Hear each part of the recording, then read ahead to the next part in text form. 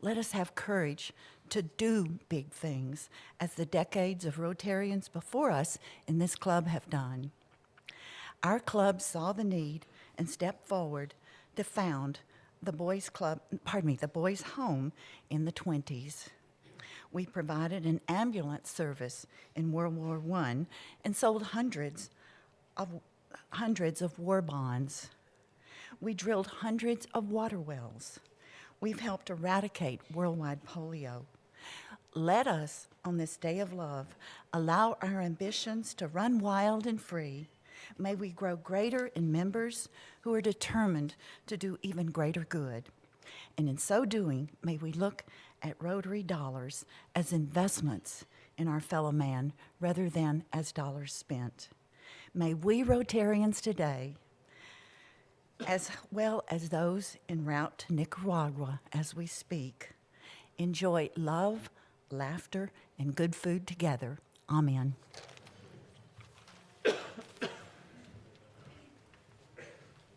Valentine's Day, it would seem appropriate to sing America the Beautiful. Oh, beautiful for spacious skies, for amber waves of grain, for purple mountains' majesty, above the fruited plain. America, America, God shed his grace on thee, and crown thy good with brotherhood from sea to shining sea. I pledge allegiance to the flag of the United States of America and to the republic for which it stands, one nation under God, indivisible, with liberty and justice for all.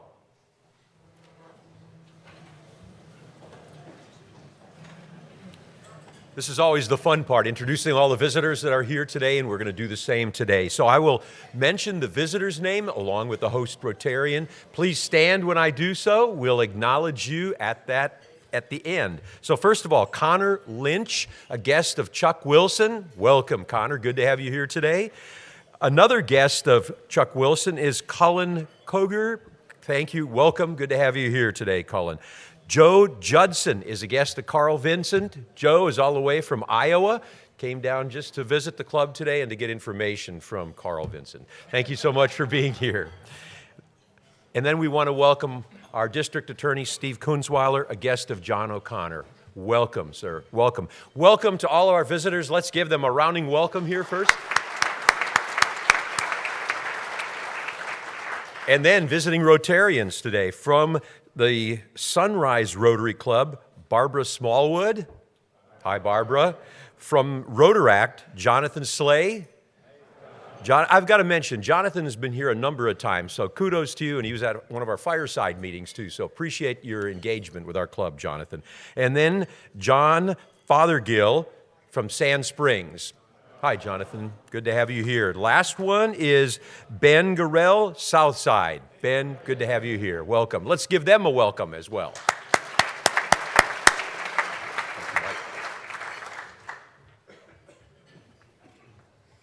Thank you, Diane, Carl, and David. Appreciate that. And welcome, visitors. Thank you for joining us today. We hope you'll consider joining our club.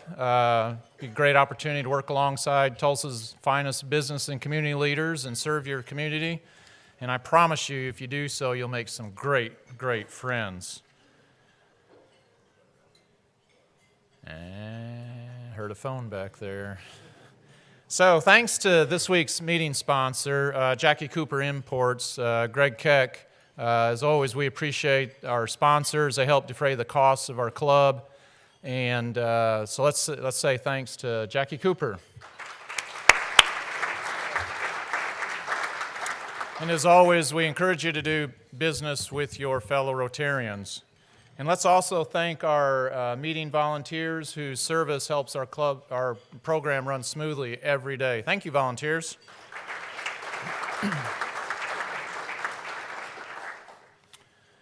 So a few announcements. First of all, it's with heavy heart that I inform the club that Bob Lucy, Dana Burke's father, passed away yesterday. Bob was obviously a member of our club, and he was a special lifetime member. And Bob was just a special guy. We lost a good one there. Memorial services have been set for Saturday at 2 p.m. at the College Hill Presbyterian Church. That's the church over just on the west side of the TU campus at 712 South Columbia. So I think we've got cards on the table, so you can jot a note to Dana. And please keep the Lucy family in your thoughts and prayers. We also have cards on the table that you can jot a note to Tom Allen and Martin Keating. Tom is recuperating from some shoulder surgery, and so he would appreciate a note. And Martin Keating is still battling some health issues. Bless his heart, he tries to get here when he can. But if you would, jot them a nice little note, and we'll pass a little sunshine on to them. Committee meetings today, 2 of them. Camp Enterprise is meeting in room 233. They can use some volunteers, so if you've got a little bit of free time after the meeting, join them. And then membership recruiting is meeting in room 234. I know they're developing their next big recruiting program. Sarge, Mr. Charles, you're not working. Is it working? Now you're working. It is. Yes. Okay. Wow, you have a booming voice. We got tech savvy over here. We keep looking at him, and I'm telling you, we gotta have some He's help doing here. good. He's filling in for Miguel, so he's Well, doing a good I job. was gonna come out with a smoking jacket and sing a little Dean Martin for you, but I know. Oh, man. Well, everybody loves somebody sometimes, but half the folks probably don't even. Do anybody remember him? Well, it's not as effective without, like David points out, a highball and a cigarette. So instead, I got technology in my hand. So, hey, happy Valentine's Day, everybody. Hope you're all having a good day. I look at all the red out here, and it's safe to say the women remembered it was Valentine's Day. In fact, my smoking jacket, I'm glad I didn't try to compete with Michelle Place. You're on fire. Stand up. Just show everybody. Come on. Stand up. Come on. Give him a look. Come on, around. Michelle. Look at that. Nice. Glasses matching the jacket. I want to borrow the jacket. And she's got the shoes. I saw the shoes too. Move on. Hey, I'm trying to do my best. All right, here we go. Let's see here. We got this up. I better put this here so I can actually manipulate everything. All right, first up is Scott Philstrup. Wonderful guy, wonderful contribution. $2,000 for Camp Enterprise. I want to read something that he sent to me. This is really great. And this is one of those things where you realize how far we'll go back with this thing and how important it is to the club. Scott writes, I am proud and honored to donate $2,000 to Camp Enterprise for 2018. I joined Tulsa Rotary after I was a speaker twice in 1970s for Camp Enterprise. The camp experience was instrumental in seeing the positive impact of Tulsa Rotary. Our daughter Lauren and Scott Douglas also both benefited substantially from attending Camp Enterprise. We hope other Camp Enterprise Tulsa alums step up and support the strong camp experience. So thank you very much, Scott. And Thank you, Scott. if you have ever gone out there, you'll understand exactly what he's talking about. So thank you very much. All right. And talk about a Rotarian is moving up the ladder. Cayenne, are you here? Did she I told her she, okay, well, there you go. YouTube it. All right. Cayenne just took the place of Kathy Taylor as the Chief Economic Development for the city of Tulsa, which is really exciting, and she's such a fantastic talent, so the city's going to do really well by having her in there. So congratulations to her.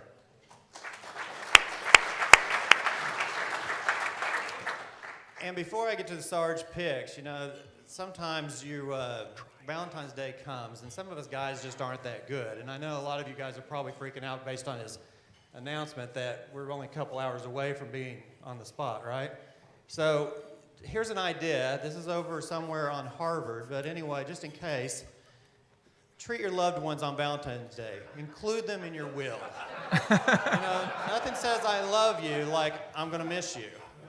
So anyway, that's our little love offering right there. Also, we've got, talk about love. Lane, come on up. She's got a red basket, and you've got a little bit of fun announcement here. Well, on behalf of the Fireside Committee, we'd like to thank everybody who participated. There were 83 members this year and very few kisses. Misses, I'm sorry. It's dangerous being up here. You know how tech-savvy we are, having 2 mics. Anyway, Linda Bradshaw's on her way to Nicaragua today, but she has provided 2 tickets for a winner among those who participated in the Fireside. So I'm going to draw your name, and the winner, drum roll.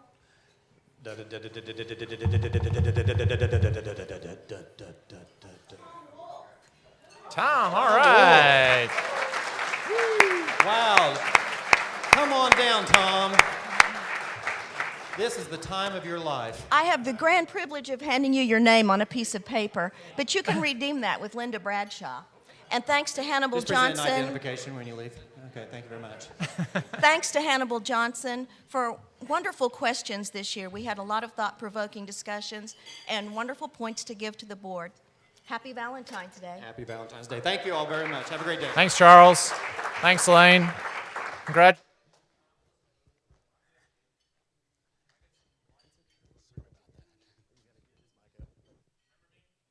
Yeah.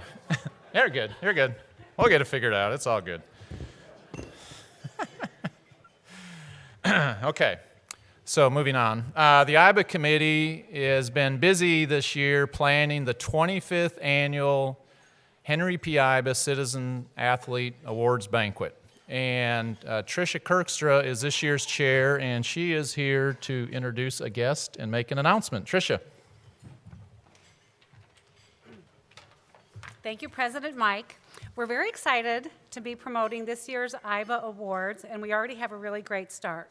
Our presenting sponsor is Tom Reinhardt.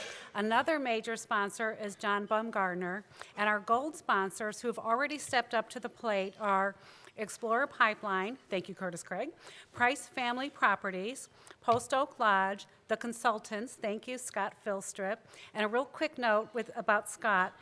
With Coach Iba being a legendary Olympic gold medal coach, Scott brought his grandfather's gold medal from the Olympics today. So, isn't that cool? Okay, 1904. So see Scott, go take a look at it after the meeting. But we're really, thank you, sponsors, and you'll hear more about our other sponsors in a couple of weeks. Mark your calendars. The date is Monday, June 18th, 2018. Easy to remember. Hard Rock Hotel and Casino. To officially announce our Master of Ceremonies is the sports director of Fox 23, Nathan Thompson. Nathan joined Fox Sports in 2007, 10 years, and has been covering the IBA Awards for several years now. Last year, he volunteered as one of our judges for our high school awards. So please help me welcome Nathan Thompson.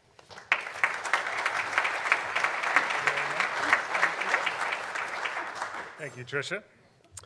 Now, it's my pleasure to announce that one of my colleagues in the sports world is going to be the MC of this year's IBA Awards. And you OSU fans out there, you'll probably know who it is whenever I say, pistols firing, touchdown, Oklahoma State, because it's Dave Hunsiker. Now, Dave is in his 17th season.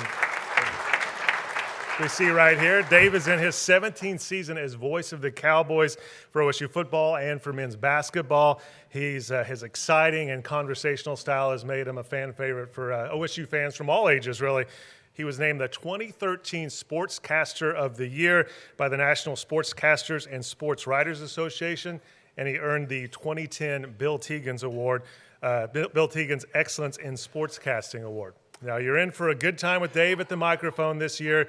Even if you're an OU fan, it'll still be a good time, don't worry. So let's give one more round of applause for Dave Hunsiker, the MC this year. Thank you very much.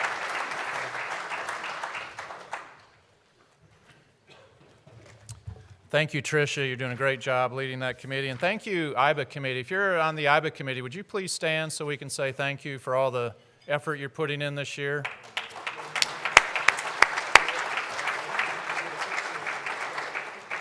And Nathan, thank you for being here today to make that announcement. We appreciate you, buddy.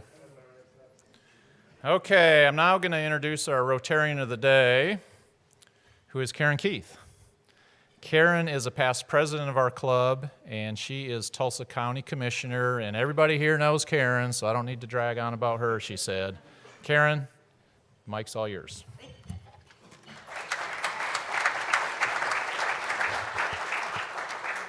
All right, I'm going to begin with a little bit of advice.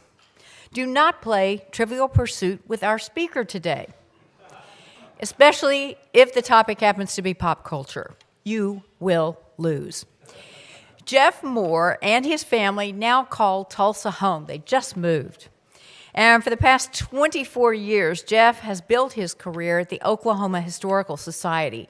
Starting in collections, Jeff expanded his expertise to include Route 66, American Indian culture, architecture, music, and film history. Jeff has supervised the creation of dozens of interpretive exhibits, oral history projects, and has co-produced 2 Telly Award-winning documentaries, The Music of Deep Deuce and The Otos Discover Lewis and Clark. He was part of the leadership team at the Oklahoma Historical Society as they built and opened the Oklahoma History Center in 2005. In 2009, he curated another hot Oklahoma night, a rock and roll exhibit, and then compiled the accompanying book. The work of Jeff's team grew into a partnership with the Tulsa community to create a new museum in the Tulsa Arts District called OK Pop. And as the project director, Jeff has been collecting artifacts and archival collections and opening exhibits at the History Center celebrating Oklahoma's pop culture. In 2015, with untold hours invested by Bob Blackburn, the Tulsa Regional Chamber, and GKFF, as well as the City of Tulsa, the Oklahoma legislature authorized a $25 million bond issue to build OK Pop, which will explore the state's unique international contributions to music, film, television, radio, stage, comic books, and pop art. To Jeff's delight, and the foundation for OK Pop, he has interviewed more than 350 of Oklahoma's cultural creatives. Please welcome the executive director of OK Pop, Jeff Moore.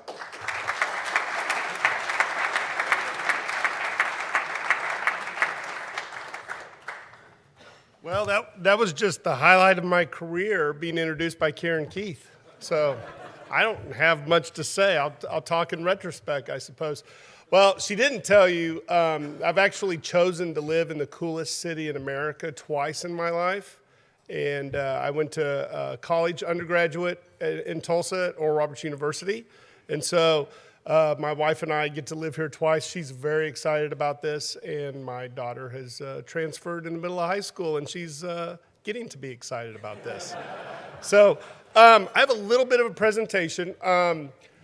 I really want to show you all a lot because I know I see a lot of familiar faces out there, and there are people here that have invested a lot of time and hours supporting this effort called OK Pop. We've got a presentation. There we go. It started. We're deep in it. We're putting in 12, 14-hour days even this week finalizing designs. So I was hoping to have all of that done and kind of give you a sneak peek at something really exciting. So we'll have to do that next time. But I do have some things to share with you where we are in the process, because what our goal is to create something special. One of the individuals in this town that challenged us in this process was George Kaiser, and he reached out to Dr. Bob Blackburn when he was looking at returning some of Oklahoma's cultural resources, and the first one being the Woody Guthrie collection. And his challenge was looking at cultural collections like this as resources, as something that have the ability to spur economic development, creative investment, and turn a positive pride, return that back to Oklahoma. We received that sort of feeling at the legislature as well, is that Oklahoma is at the top of some really bad lists, and the creative arts is one of those areas that Oklahoma is kind of alone at the top of some amazing lists. And so we have a huge opportunity to focus on that and really bring some attention to the state, but particularly Tulsa. So we have been working the Journey to Here, And what we've been doing is we've been spending a lot of time with our consultants and professionals and creatives in all aspects of pop culture, filmmakers, musicians, comic book writers, artists, poets, writers, all different aspects of popular culture to get their input to create something very special. And this, like I said, this week has been an amazing week. And so here's a little clip we're showing this week to some local creatives. And so I thought Karen suggested we share it today with you all.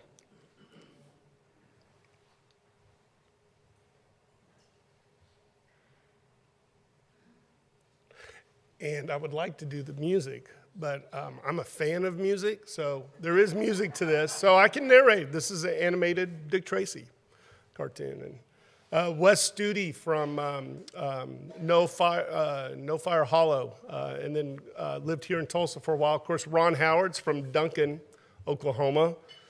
The 5 Indian Ballerinas, Kane's Ballroom, everyone from Bob Wills to the Sex Pistols. We're talking about powwows and the importance of Indian culture the state offers. Obviously, you can't tell the story without Oklahoma. It's probably the biggest brand internationally is the musical. The Outsiders, of course, Bob Wills and his impact, Leon Russell with his church studio. We're right across from Kane's Ballroom. Route 66 is a big part of the story. Patti Page is, some of you may remember her. Had she done her career during the Grammy Awards, she would be a household name. But she was the #1 selling female artist from 1947 to 1997. Will Rogers, the first pop culture icon.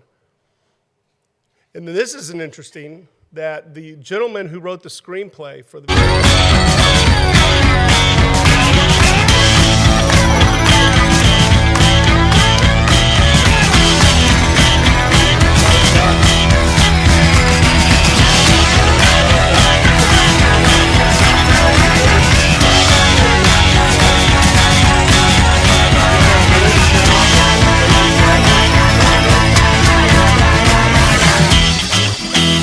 Christian, gentleman from Oklahoma City who popularized the single-note guitar solo that influenced jazz, blues, and rock and roll, and is in the Rock and Roll Hall of Fame for his contribution. So what we're doing now is we have a wealth of information, a wealth of content, and so what we are doing is putting that into a format and a story, really. We're creating a story that resonates not only with Oklahomans, but people from outside the state. We want to create a facility that when you all have friends from out of state or out of country, I know Rotarians are very involved in international affairs, and many of you have friends that visit Tulsa.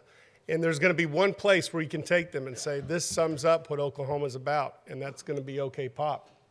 So we're working on all these different aspects, all the different elements that make up popular culture and Oklahoma's unique contributions to that. And one of the biggest questions we get is why Oklahoma? And some people say it's because it's a flyover state. Some people say because there's nothing else to do. And those people are usually people that don't live here. But one of the things that's most fascinating about this is that Oklahoma really is a microcosm for the United States. When it was settled, you had people from all over the country, whether they were American Indian tribes, African American freedmen, or immigrants coming to the opportunity to work in mining fields or mines outside of McAllister or make a land run in the Cherokee Strip. And when you put all those different people together in a collision of cultures, something has to come from that. And fortunately, what's come from that in this state and in this city has been something very special. So what we're working on is how these stories will be told. How will we engage the public? How will we cooperate with the Woody Guthrie Center, the Bob Dylan Center? How will we complement what's being done at Gathering Place? How will we work with Gilcrease and Philbrook And then we have entrepreneurs that are taking on new projects themselves, with the individual that's working with the Outsiders House and the folks that are restoring and turning Leon Russell's church studio into a world-class recording studio. And all of these things are coming together, and it's really giving us an opportunity to do something special. So we're pursuing what those opportunities are, and we're bringing collections in. The interesting thing, and this is one thing that really resonated with the legislature, most of the archives, most of the artifacts, most of the photographic collections were out of state. Oklahomans have had to leave Oklahoma to go to the media centers to pursue their creativity. So most of our collections come from California. We have collections from New York. We have collections from Nashville. We have collections from Texas. And they're not happy about that, I'll just tell you. But it's really exciting that all of these collections are coming back to the state. And otherwise, we wouldn't have somewhere to show them. And another important part of this is obviously education. But we've been challenged by the creatives. Alfre Woodard was one of the people that really vocalized this. She says it's one thing to educate a child, it's another thing to inspire them. So she said, when you all plan this out and plan your programming, educate them, encourage them to pursue creative outlets, regardless of what they do, but also inspire them to do something great and to change the world. And so that's a lofty goal, and okay, Ms. Woodward, we'll do what you ask, and we'll try our best. But we have the opportunity to do some very special live events. The proximity to Cain's Ballroom right across the street gives us the ability to really do some unique partnership where there may be an artist that performs at Cain's and then does a master class with students across the street at OK Pop. Obviously, we will be very aware of mobile technology, and we're designing aspects of the building that are selfie friendly. So all of our kids and young people in our lives will take advantage of that. Of course, it'll be multimedia. You can't tell a story like pop culture without that. And we'll make a situation where there's the ability to take a lot in or experience something on a personal level. And that's one of the interesting things about pop culture is there's this mix of personal and public, in the sense that if you've ever been to a concert at Cain's Ballroom, if you've gone to a movie theater, a lot of times you go with friends. My grandmother kept a diary during World War II. So during the 40s, she wrote down every movie she went to see. She went to a movie every night. You know, that's all been replaced by television, but she wrote down what movie, what theater, and so we have this basically a documentation. Instead of going home and watching The Crown, she would go to the movie theater and see a movie with Gene Autry or whoever. So, and now we're asking the community, what do you want OK Pop to be? And what do you expect it to be? And we want to be able to give back. This is a public institution with taxpayers' dollars, and we are very aware of that, and we're very accountable to that. And so we want this to be something that gives back to the city and the state. And I was told to make sure I leave time for questions. So are there any questions? Yes, sir. Do you have any indication of the economic impact of your facility on the Tulsa area? We worked with the Tulsa Chamber to develop some preliminary, but we'll come back to that, and we'll have some real numbers as we start getting into the budgets and the construction impact. I know that there's 3 houses that were purchased in the Tulsa area from staff members that have moved to the Tulsa. So I bought a house in Midtown. So are there any realtors out there? We made an impact there, and 2 of my staff members have purchased houses in Tulsa. So that's on a small scale. We're getting there. Yes, sir. Well, welcome to Tulsa.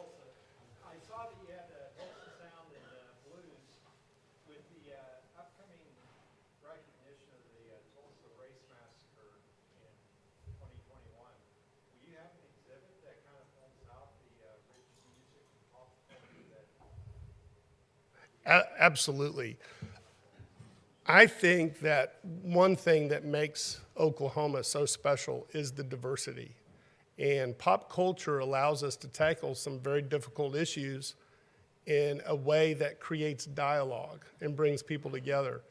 You can't study the story of Leon Russell, or even Bob Wills for that matter, without talking about the influence that North Tulsa had on their careers. And in fact, we had our very first OK Pop event at Cain's Ballroom. We brought Ernie Fields Jr., who his father, Ernie Fields Sr., had his music business. He was one of the top 5 jazz big bands in the country, and was very popular in the 30s, 40s, and 50s. And he was a counterpart. He was a contemporary of Bob Wills, and he talked about the impact that Bob Wills had on him. And Bob Wills broke the color barrier for bands playing at Cain's Ballroom, and he insisted that Ernie Fields Sr. play. And so when we had a concert a year ago with Ernie Jr., his son, who's the music director for American Idol and The Voice and some amazing TV music programs in Los Angeles, he played an interview. He did a whole concert, basically the history of music in North Tulsa, and he talked about the influence Bob Wills had on his father, and he talked a lot about the race riot, and he talked a lot about those issues and the impact they had on the community, and how music was able to bring North Tulsa and the South Tulsa together from that point on, through the work of Bob Wills and Leon Russell and the Gap Band and all those musicians. Yes, ma'am. Jeff, thank you for already doing some programming. I went to the one that we had last week at the Woody Guthrie Center. Yes. Excellent.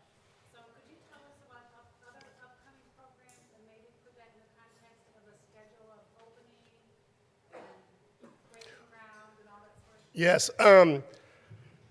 We have a schedule. I'm also an opportunist. So, for instance, I hope I don't let anything out of the bag here, and I might get in trouble, but that's all right. So one of the things that I think is important is, obviously we have got to bring people from outside the state to Tulsa. And one of the things I've been thinking about is there's got to be something beyond music, beyond film. There's a lot of people that are doing some great things. How can we add to that? We don't want to take anything away from Circle Cinema or Tulsa Film and Music, Arts and Culture. Those are all our partners. So there was an instance this past fall where, I'll speak in general terms. There were 2 entities that created 2 conferences, conventions dealing with comic books, video games, kind of that Comic-Con sort of thing. And we attended both of them, and we developed really good relationships with the leaderships of both entities. And our staff, I've got a gentleman, Dexter Nelson, who has joined, and he's one of the individuals that bought a house here. His mom, or his wife's from Tulsa, but he's from Oklahoma City. And he's a comic book geek at the highest level, and I'm not. I know who Superman and Wonder Woman are, so I kind of threw him in there and said, let's look at this. And basically it was, we can do more together than we can separate.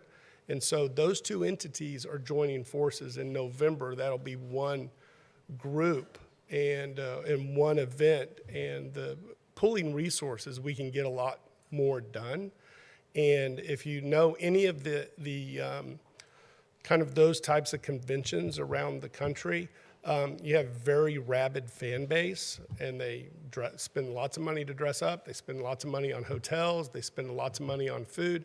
And if we can, build that up to 5, 10, 15,000 people coming once a year, that's great for the hotel industry. It's great for OK Pop. It's great for branding Tulsa in a new way, in the sense of taking advantage of the cultural history that's already there and maximizing it. So that is a long answer that didn't even answer your question about calendar. So yes, we do have a calendar, but opportunities are coming up, and this week, like I said, we will know a lot with the building schedule here within the next week, and everything will kind of revolve around that. I can say that we're looking at a groundbreaking in the fall and of this year, 2018, and then we're looking to open the fall of 2020. But we will have lots of events between now and then. Would you care to comment first on how you acquired the land from Katie? I love that story. Thank you. So I've been on this project for 10 years, and I've got to watch the time. We've got some time. I've been on this project specifically for 10 years. I've done some other things for the Historical Society in the meantime, but when our director saw that there was an opportunity here that the Historical Society really needed to fully pursue, location, location, location. You all are business people, you understand that. So we had an opportunity to look at a piece of property that was across from the Brady Theater, and it was a parking lot for Borden milk trucks, and great location right across from Brady Theater. And then the conversation with that, and we had a drawing. We analyzed the streets. We looked at that, and then that didn't come through. And then BOK stepped in, and BOK was really a big supporter of this project, and they stepped in a big way and saw that we could partner with them and develop a parking garage and meet some of the parking needs in the Tulsa Arts District, excuse me. And so we looked at that, and we had some drawings, and we did analysis of that site, and then the bond issue was more than what it ended up being, and we realized for us to build that at that site was not the best use of that space. So we said, thank you, BOK, for your generous offer. Let us look at a better location. There was a location across from the ballpark that was potentially available, and we were really excited about that. We drew another picture, and I spent another 6 months analyzing every aspect to that piece of property. And then all of a sudden we got a phone call, and the phone call was from Taylor Hanson with the band Hanson. And Taylor said, we've got an idea. Have you signed the paperwork on that piece of property? It's a great piece of property, but we have an idea. And so they said, what if you were across from Cain's Ballroom? And the first time that was mentioned to us, Dr. Blackburn he was in shock, and he said, that's sacred ground, And it's interesting because if you look at 244 and you look at the IDL, and I wasn't here when all of that was built. I know some of you were here, and as we deal with road construction now, I can't imagine what a nightmare that would have been when all of that was going on. 244 comes within 3 feet of Cain's Ballroom. Any contractors out there? Any construction people? Any city planners? I know there's some out here.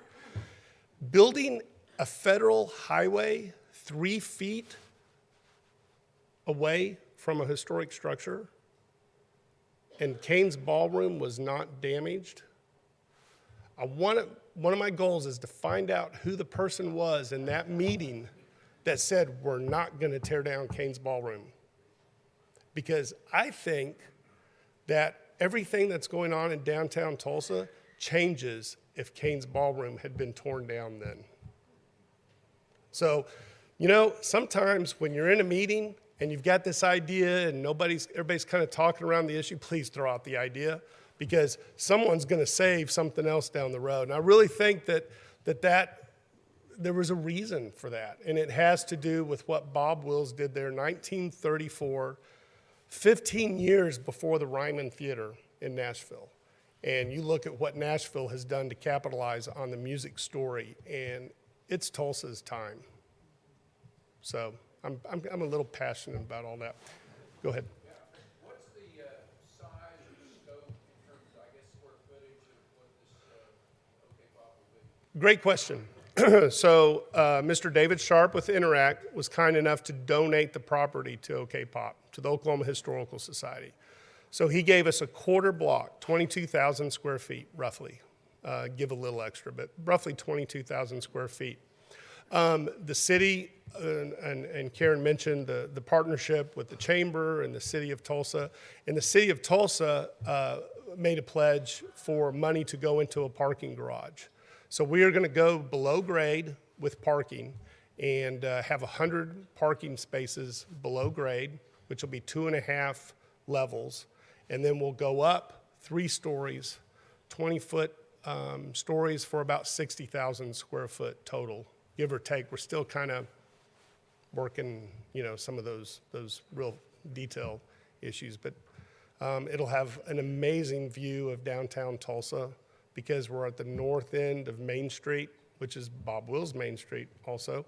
But we're on the north end looking south, and the way the street just tilts just so at a 24-degree angle, no matter what's built south of us, we will always have that view of downtown Tulsa. And so we're looking at planning that as part of the exhibits, part of the experience, that you experience the skyline as part of the storytelling. And the other thing we're thinking about is, obviously, that's a Tulsa entertainment district. I know all of you except the gentleman from Iowa.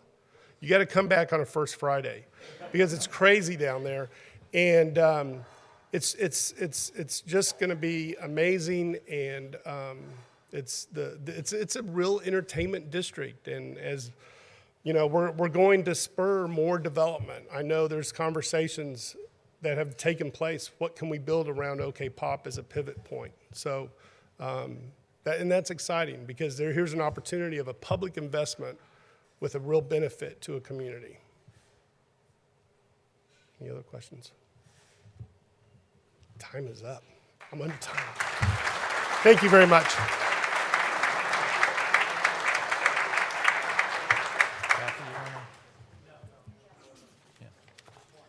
Thank you, Jeff. We appreciate your enthusiasm. We've got some great museums in this city, Tulsa Historical Society Museum, and this is just going to add to that. This is going to be so awesome, and we appreciate your passion that you're bringing to this project, and look forward to watching you as this thing comes out of the ground. So instead of a coffee mug, we are donating a book to our adopted school, Celia Clinton, in your honor. And the title of the book is 28 Days, Moments in Black History That Changed the World. And that's in honor of Black History Month this month. So again, thank you for doing that. And I would like now, Kathy, if you and Tanya want to make your way up here. We have a new member today. Yes. And Kathy's going to introduce Tanya as our newest member.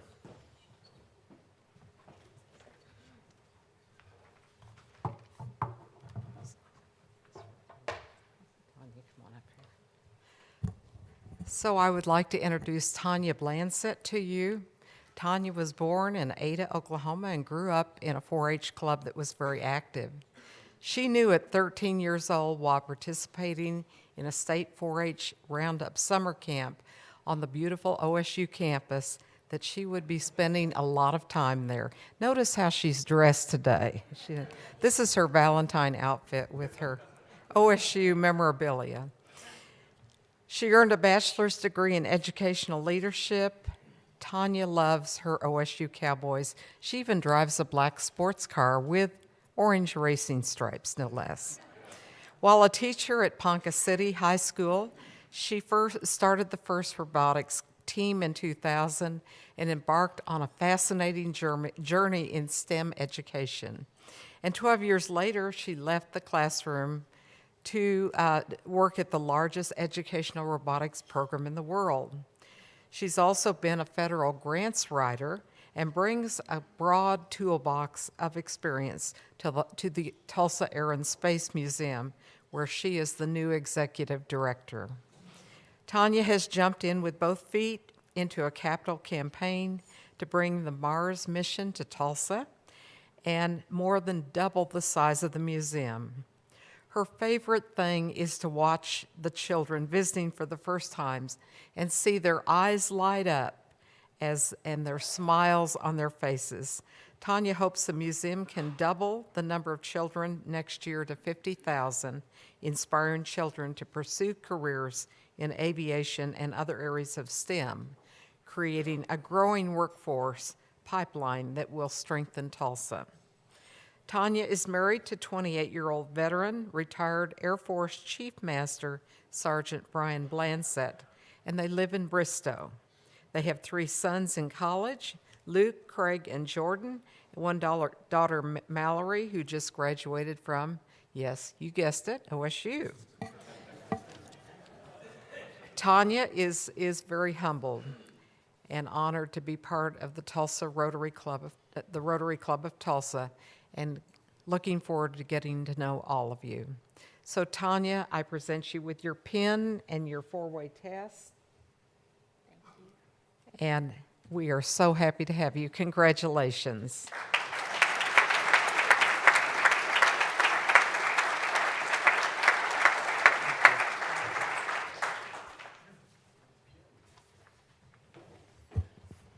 Thank you, Kathy, and welcome, Tanya. Go Pokes, got the orange tie on, supporting you. So we look forward to you getting involved in our club, and you're going to meet some great people. So we look forward to that. Okay, side mic announcements. Tiffany, Above and Beyond Awards announcement. Good afternoon, everyone. So you may or may not know that I am former Tulsa Police. So I spent some time, back then we still wore olive and brown uniforms, so it's been a while.